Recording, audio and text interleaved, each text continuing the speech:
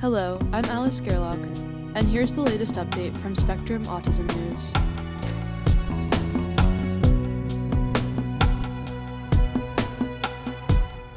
Brain Imaging Do-Over Offers Clues to Field's Replication Problem by Angie Voiles-Askham.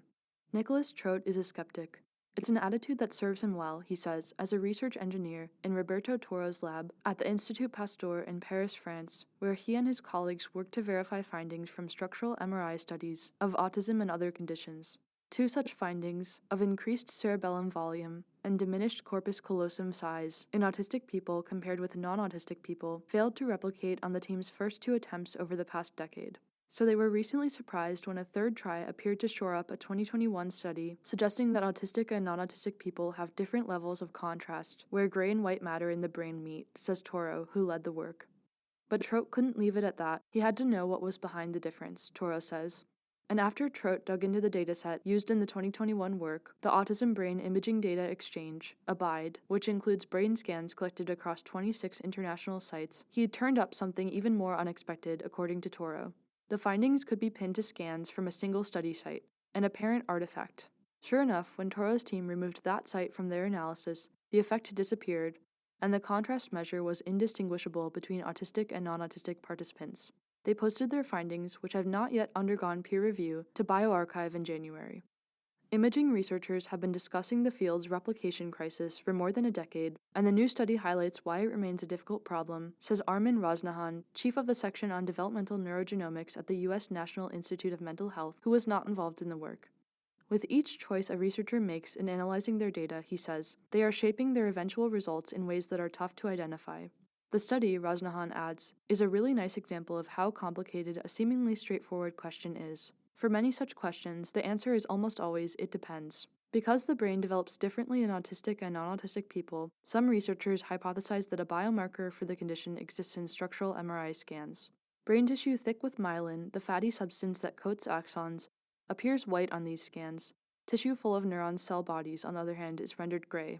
Two previous studies turned up conflicting results about the boundary between these two tissue types in autistic people.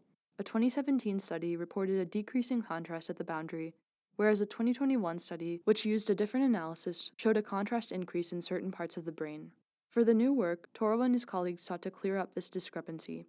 After excluding scans from the ABIDE dataset that were missing information, such as a participant's diagnosis, sex, or age, or had poor quality data, the team had scans from 636 autistic participants and 839 neurotypical participants.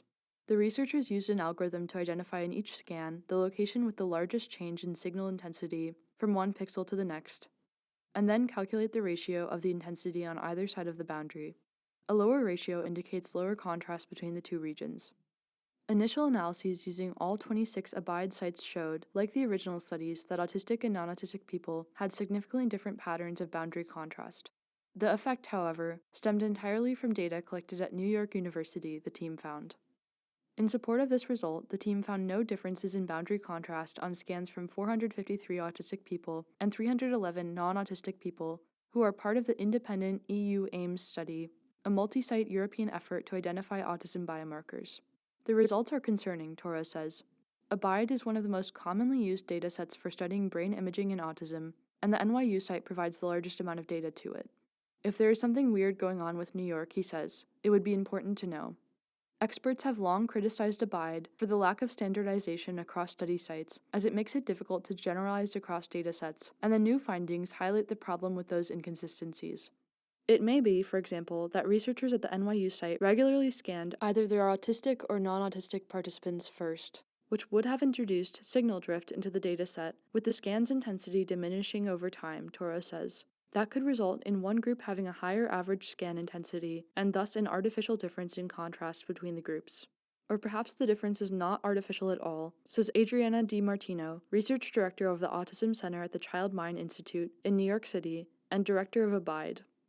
Autism is a highly heterogeneous condition, which may have obscured signals in datasets smaller than NYU's, she says. It is difficult to know at this stage, DiMartino says, but this sort of cross-site comparison illustrates the benefit of a dataset such as ABIDE. This is exactly the advantage of open science. In addition to revealing differences across study sites, the new work also highlights how methodological choices across studies may lead to discrepancies in their findings, Toro says. The 2017 study that found a difference in boundary contrast between autistic and non-autistic people was small, 98 participants for each group, so its results could be a fluke.